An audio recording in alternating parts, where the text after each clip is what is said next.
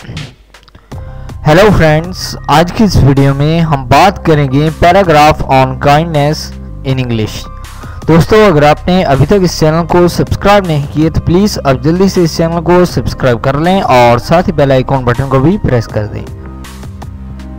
Kindness is an important human quality.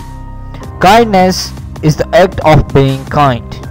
Kindness means being gentle. Kindness can be giving a simple smile or helping someone cross the street. We can use this virtue in every situation. Kindness is one of the most important human characteristics. Kindness or being kindly is an attitude.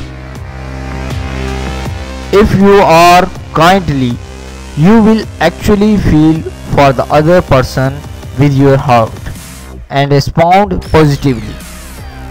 You may show your kindness to your family members, friends, neighbors, classmates, or anyone who genuinely needs help. When you show kindness, you feel a sense of fulfillment in your heart. When someone is in trouble or distress, we can be kind and help them. Any small deed of kindness can help a person. When we are kind to anyone, we feel happy because we can help the person feel better and bring a smile on their face.